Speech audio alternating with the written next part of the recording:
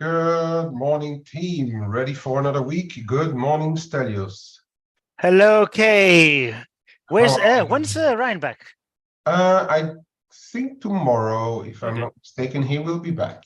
okay, no problem. Just curious. How Yeah. are you, my friend? How was your weekend? Yeah, the weekend was okay. Finally, we had at least one of the 2 weekend days dry. Wow. Yeah, it's not a good summer. Not a good summer at all. Mm. Here so far. We need that jet stream to move a little bit. Yeah. Okay, well, let's get stuck in. There was not an awful lot to say over the weekend, but there are those usual Chinese developments. So we had, I think it was already late on Friday, we had this country garden developer saying that they were halting trading on 11 onshore bonds. That, of course, weighed heavily on the Chinese shares opening the week today. And there's also another one, Zhongxi, I think he's an asset manager also, who missed payments on maturing wealth products. And that now finally spurred the Chinese government to start putting up task forces to examine what's going on in their market. Perhaps time, but and I trust they were already on it, but yeah, it just puts more pressure on what's happening with the Chinese yuan and things. They also announced that they would relax the curbs on for foreign strategic investments in firms. So now they are seemingly entering panic mode over there in China to try and correct things. The PBOC, on the other hand, is fighting harder and harder against this CNY weakness, where the models and the market was trading rather in the 724.5, 725 zone. They fixed it at 716.86. It's as I said before, they have these special buffers that they can use to fix it lower, but for as long as this market is not going to buy into it, I don't think it's going to change much. This being said, it does show that they keep a very close eye and trying to keep a tight rein on what's happening to their currency. But I don't know for how long they can hold this up. I don't see actually why they are fighting. Well, psychologically, I can see why. In the actual facts, the market is where it is. They might as well acknowledge that and stop putting liquidity on the. It's like the left and the right hand. They're still putting liquidity in the market, so they're not going to do much to curb this CNY CNH weakness right now. Stelios, alarming what's happening in China still? Well, the Chinese opening up to foreign investment. I mean, that's something shows that there is trouble, right? So I don't know. I don't know what they can do to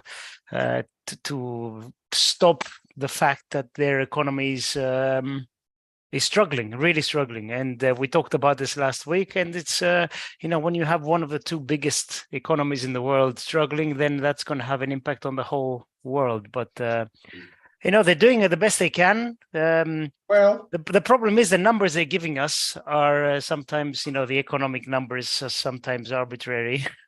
massage. But yeah. Massaged, we call it. Yeah, exactly. So I don't know Yeah, what to make of the whole situation because we do not have the full picture. But yeah, I think in the end, what they really should do, but that's of course psychologically difficult to do, and it admits failure. It is something that Ryan, yourself, and well, myself to a certain extent don't need too much anymore. It's a haircut. Just cut through the pain yeah, and start all over again. That's and they have. Let's face it, they have enough reserves, they have enough money behind them to do whatever they do, whatever they want to do, bailouts or haircuts. I mean, Bailouts is usually not giving a very good picture, but if they cut through the pain, that may be something that that the market may like. It's what happens if we see in the market when the hardest pain is taken. The market usually turns around and says like, okay, you have done, now you have taken your pain, and now we can start over again. You know. I agree 100%, and if done correctly, it can be really, really positive. Exactly. So yeah, I agree with you 100%. Mm-hmm. Alrighty, over to Australia, but this is only like there's a lot of analyst stuff that came out over the weekend. So the in Australia, the analysts think that the RBA may just be done right now. It's in line with what we already heard before. It didn't have too much of an impact on the Aussie, but we will have a look at the prices on the Aussie because we had an interesting level where it held overnight once I should say, the Monday morning panic was over in on the Chinese side. We had a decent rebound of that prior low in the Aussie. On the Kiwi, there's two things there, and just quickly already look at the data. What we've seen is that the Kiwi Performance of Services Index plunged under 50, and the prior revised went also down just under 50. So also the migration numbers, visitors and stuff coming off a bit. So I think on the Kiwi side things are not looking too bright. We are expecting the RBNZ out Wednesday early morning for us, and their shadow central bank was saying that they should not raise rates at this point either. So we are starting to get in a real standstill for the central banks, it seems. What else did we see? Okay, then I think we are straight away coming over to Europe, and again, it's a lot of analyst stuff that's going on. The forecasters, they apparently see another rate hike of the ECB in September. Well, they think that September ECB could go for another 25, not yet paused, but that would be the last one, simply the last one, and already expecting cuts starting to shine through in their forecasts from March 2024, which would be first quarter, where another forecaster who likes to be vocal and who and they have a lot of followers, Goldman Sachs thinks that the Fed is starting to go ahead with cuts from Q2 2024. So that's on the forecasting front. Just giving that to you. In the meantime, the German economic minister came out this morning, says that the indicators do not support a sustainable recovery yet in the Eurozone, and they see reduced dynamics in the labor market. So they are still very cautious. We know that the German economy is sputtering. We know that the data over there are not very good. And the economic minister seems to confirm that. That should, in a way, keep the euro on its toes. But let's have a look at those rates as well, because I think there's a couple of interesting things going on in the FX markets starting this week. What else? There was another article saying that hedge funds finally bought a lot of equities in the month of July because they were right behind the curve. We said that in a couple of times that the speculative community was so much calling for the top in equities that they were under invested, and now they seem to have. It's actually not July. The article said over the past week, so I guess that comprises the week ending Tuesday or so of last week as well. And it's funny because if you look at the S&P, for instance, and the other indices from Thursday, it started to look heavy again. So once they stopped buying, it does look like it's a bit more heavy again, although we are not breaking on the downside yet. that is basically it for me on the weekend news. Stelios, did you see anything else, or did you see something we should talk about before straight away Um, getting into the what is upcoming? just a quick comment on the ECB that you talked about, the markets pricing another hike. I still think that the ECB and the Bank of England have more to do, simply because inflation is a lot higher than the US and then the target as well. So, and also wage growth is still relatively sticky, especially in the UK. So I think this is my main reason why I still think the euro and the pound should outperform the dollar after the dollar is done with this little spike that it's that we're seeing over the past few weeks, which I think is short covering. But anyway, and the other thing which is interesting is I was reading today that there in the UK, apparently there's been a change in the tax regime for housing.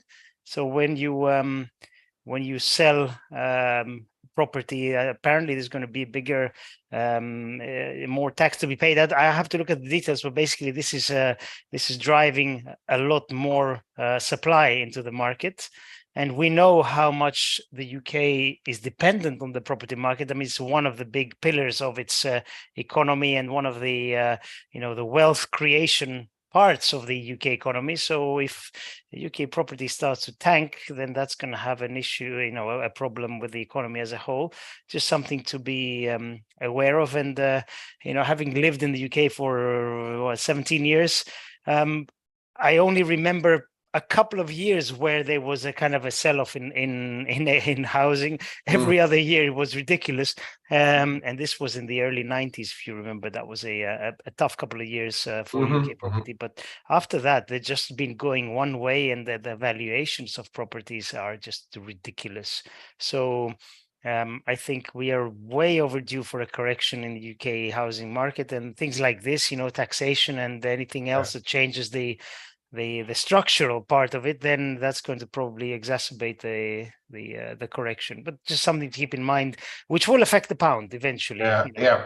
I was just going to say, because the UK typically is very very dynamic so adjustments will be felt pretty hard and fast. We've seen that, I mean, the latest example was when Truss came out with that stupid thing. How the market reacts in sterling to events when things change can be very, very call it dynamic or panicky. And we have to take that in account. The sterling is a fast-moving market when things are changing on a fundamental basis over here in the UK. Whether it's positive or negative, it is a pretty dynamic market when things are starting to move, right? Yeah, absolutely. Yeah. On the other hand, and it's good that you talk about the UK, but there still seem to be a bidding war amongst the employers to keep their staff. So that is something that we need to keep an eye on in regards to wages, as you were pointing out as well, that they're still too sticky. That is not going to help the cooling wages, right? So we have to look at that when the next inflation numbers are going to hit, to see if that shows up in the numbers. Okay, what did we have? So Friday, after the latest flow chart, the PPI came out. They were the final numbers. Yeah, stickier. We had a bit of a sharpish move also when the Michigan hit the wires on a little slowing down in what the inflation expectations were. We had a bit of a yo-yo move, but then finally the dollar ended up on the clear winners side on Friday. So I guess we are going to, after having said all this, we're going to have a look at the what's coming up on the next this week. Today, quiet, but from tomorrow we are going to get into a relatively heavy data week again.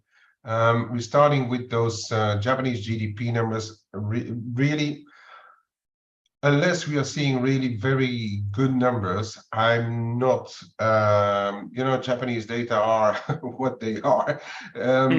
You need to really print numbers outside of what the expectations are to get stuff moving in the Japanese yen. Whoops. What did strike me today, though, is that we hit the 145 in the dollar yen, and the Japanese officials have stayed very quiet. I haven't seen any comment actually on the level of the dollar yen. So I would be a bit careful in trying to counter trade it here, because when the officials stay quiet, that's where the market a lot of times picks up the baton and goes like, okay, let's see where you are. We are going to have more Chinese data tomorrow. They are expected to rebound a little bit. I'm not sure. We will have to see where those numbers come out compared to expectations. And then we're going into a couple of days again, interesting days as well for the sterling, right? We're going to have the jobs report tomorrow.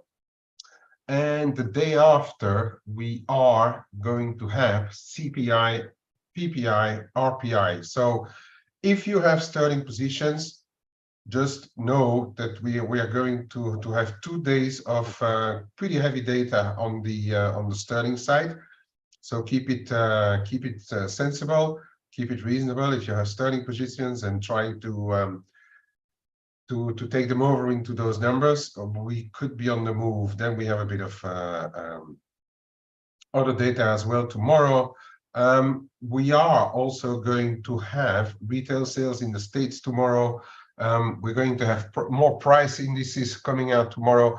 The New York Empire State Manufacturing is something that is, we could call it overlooked, but it appears to be a mover all the time. So keep an eye on that one tomorrow.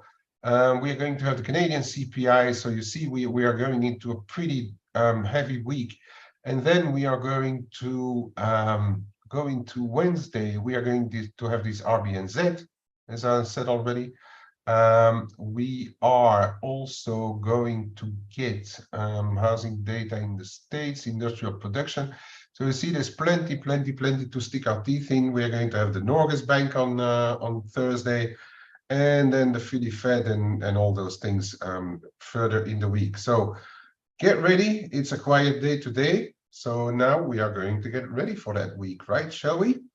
Unless Yes, Dale, sir. you want to mention anything else? No, don't have anything else. It's been a very quiet weekend and start of the day so far. So yeah. All right, let's move over to a couple of charts, shall we? And if there's anything you guys perhaps want to look at it specifically, or still you want me to talk about, just shout and I'll have a look at it. But I'm going to go over the majors because the dollar has been on the move, as we said on Friday. So on Thursday we had this trying this break, right, which failed, and then on Friday we came into this traffic zone, support zone, you call it. And then I've been saying a couple of times, I think this low 109 is going to be important for the euro, and we are relatively sticky into this 109.50 zone. And one of the reasons is that the euro is doing pretty well on the crosses. If you look at all the crosses in the euro, apart from perhaps the sterling and stuff like the main carry trade, which is still Mexican peso by the looks of it, that is still doing well versus euro. But if you look at the euro dollar here, it still has to break through this zone.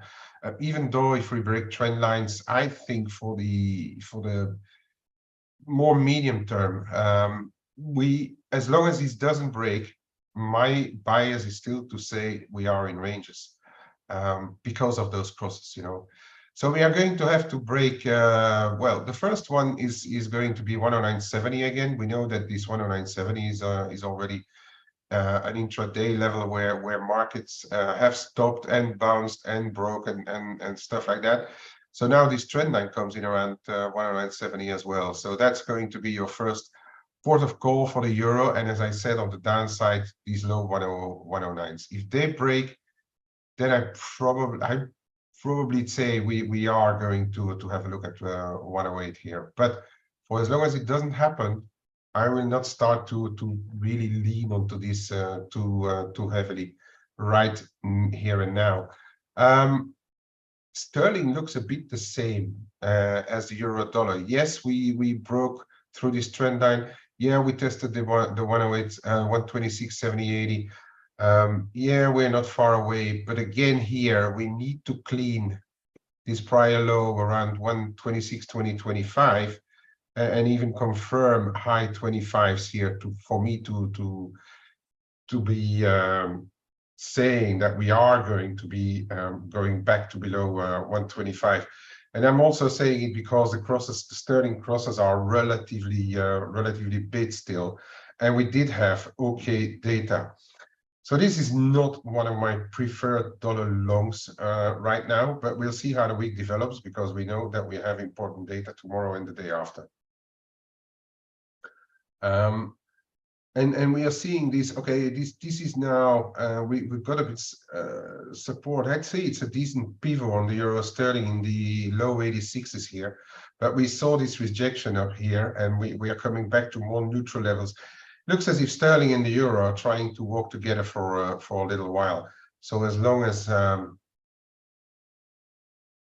we hold here, and that is really confirming this low 86. As long as we hold here, I think it's more neutral than bullish. But okay, we can leave that in the middle. We'll see after the data tomorrow. This may look completely different after tomorrow and the day after data. One we have to talk about, as I said, is the dollar yen. I'm not going to look at anything more narrow than or tighter than the daily right now because there's no reason. I think for as long as this 143.60 figure holds, I know there's a shorter term trend line here, but I think in the yen it's a bit fragile when it's so steep. But for me, it's 143.60 figure. And then again, we're turning around 145. It's also a prior low here. If we start to break and hold, then I reckon we are going to move straight up in the 146s. There's another % waiting there for a starter. And I don't know where it's going to end. That's going to depend on the dollar and on the yields in the dollar and on what we hear or what we don't hear from the MOF officials. And as I said, trading around 145 with the expectations that the market has around this level, I think I find it a little bit odd that we didn't hear anything at all, because we have to note that from in 1 week, we rallied about 350 points, which is 2.5 something percent. That is a pretty decent move in a week's time, and especially since the BOJ, we've rallied like 7 big figures, and that is some move, no matter how we look at it. So I'm that surprised that they didn't even say anything. So that I think may give the market some well, some thought and saying like, well, perhaps we should give it a try and see what they really want to tell us. Yeah, that's what I was saying about those yen, those euro crosses, right? You still, if you look at it, we're trading at pretty lofty levels in euro yen. We've broken above this 156.5 and holding, and we're moving up. I'm not going to spend too much time over it today. But I need to look at a couple of things which are going on, which are the commodity currencies, because they are not only trading with commodities but also trading on the back of the Chinese yuan. And look what I said on the Aussie. We had this this retest of the May low here in the Aussie, and despite dollar China holding up, sorry, despite a bit of weakness in the rest, despite the weakness in the Chinese equity markets and stuff, the Aussie just bounced pretty nicely off it. Now we have broken below here, right? So the real level of strength or weakness, I think, is still around 65.5. For as long as we are below there, there's a fair chance that we are going to have a look in the 63s. But we have to note that it bounced from this level.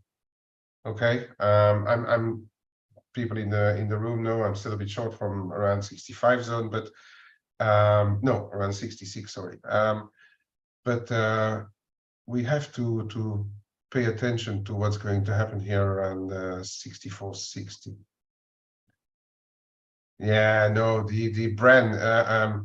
Blake was talking about the generational low in the Aussie that we did here, not around 65, but around 55. Okay. All right. The Kiwi is in a bit the similar kind of situation. We broke it up below this trend line last week, and since then we are in a bit of a short-term channel on the downside. It even broke below, but again around here we've broken below here on the comparable to the Aussie. Here we did break below this prior low here on from the 31st of May, and we're trying now to hold below. I wouldn't bet my house on it that it's going to break, but for as long as we are as long as we are below, sorry about that, 60, 25, 35, it's still very impulsive to the downside. A reversal can only be expected if we start to go back above 61. So yes, it's bearish, but looking at what's happening in the CNH and then the Aussie, I'm not going to push it. I'm rather managing what I have relatively dynamically in this one. Also because we have RBNZ on, so we can never rule out a surprise. Then I need to look at what's happening in China, right? Because we may be on our real next break. So it's broken above 728. We are not yet above 728.5, broken above 727, sorry. We're not yet above 728.5, but we are very close. It's trading around 728, the figure right now. I reckon it's going to continue, but we have to pay close attention to what the PBOC will be telling us going forward. In the meantime, for the medium term, I think we have replaced the 710 by 720. So that's now your first big level of interest there. If the dollar CNH would start to get weaker again, I'd look at 720. If 720 breaks, then we may have a quick return down to the next level here. Oil. It did break as we spoke, yeah. Last week it did break, but then it failed, and we are trading. Are we trading around 82.5 right now? No, we're trading around 83. Oh, this is the rate, 82.90. So as I said, I think we need to get below 82.5 and hold there to call this one completely over. But we can argue that this starts to have the looks with a slightly different level and another peak. But it starts to have the looks of what happened earlier this year in April. Okay, so we are going to break back above 83.5 and confirm to keep going. Okay, otherwise we could be into the same-ish kind of pattern here. To be decided. Gold and silver, I don't really know. I don't really know. Gold, it's hovering around here. It's very heavy because the dollar is big, but it's not falling out of bed either. So I'm a little cautious on what's happening here. I'm not sure I want to get too much involved for as long as we are not going for a retest of this 1890, 1900. I'm very unsure. What do you think still? Well, they're still trading in a range. Gold is I mean, they're not looking great, that's for sure. Not at the moment, with the dollar squeezing a little bit higher and yields also squeezing. Gold is testing with these lows, but really 1895 is the level that we've talked about for ages and ages. On the upside, 1985, but we're way away from that. So we're a lot closer to a breakdown than we are to a breakout. Yeah. And so that takes silver with it. And, you know, the first big level of support is around the low 22s, which was the previous lows from June. But also silver, if you look at the big picture, we're still within a very, very, very big descending channel, which should be a corrective move if you scroll back a couple of years. And yeah, so this move after the COVID peak, we are in a very, very slow, grinding, descending structure, which I think eventually is going to get resolved to the upside, but still now we are in no man's land. So yeah, we're turning around actually. If my trend line is correct here, we're turning around. Yeah, let's see. It's whatever. We also have to know that silver is pretty volatile, right? So once it gets underway, it can get much more volatile than gold. People should know that, right? Yeah, I see those low 22s as well. 21, 22 the figure as well. Yeah. This one. Yeah, but to come back on gold, I think this inter-range or inter-channel or whatever, if you look at this confluence here around 1940, that's relatively interesting for people on the short term. If we start to get back above 1940, then we can do another 20, 25 bucks, I think. True. Yeah. True. Okay, I guess there is by the way, there is supposed to be some kind of a BRICS meeting / announcement, right? There's on the 22nd of August or something like that, which it's I don't know, I've read all these rumors flying around. There's going to be some kind of announcement that has to do with gold and some kind of a currency announcement. I don't buy this stuff. I really don't, but there's a lot of chatter about that. So let's see if anything comes out of that. Okay, in the meantime, Norwegian krone is still looking scary to me. If you really want to play it hard, you can sell into these 1150, but then you put your stop like literally very, very, very close by. I'm not feeling too brave to go against what's happening right now.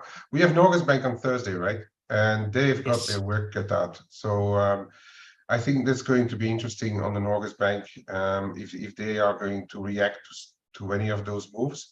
1050 on the dollar Norway as well, but beware if it goes through 1054. I'm not going to counter trade this thing for the time being. The problem, sorry to interrupt, the problem that Norges Bank has now is that they have a weakening currency, well, a relatively weak currency still, because they're selling the crap out of it, but also they have inflation, which is falling faster than expected. So they have this problem. You know, they don't want to be hiking like crazy into rapidly falling inflation. Yeah. Okay then, gentle people. This is a short but was intense meeting. I think we are going to call it a day. We are going to call it a day. And we get to hopefully Ryan back tomorrow. I'm Yeah, going to Ryan show. will be back tomorrow. Thanks everybody for being with us on this relatively quiet but interesting Monday. The rest of the week will be fun. So save your energy and get ready for the rest of the week, right? Have a good day. We talk again tomorrow. Thank you, Kay. Thanks, everybody. Yes.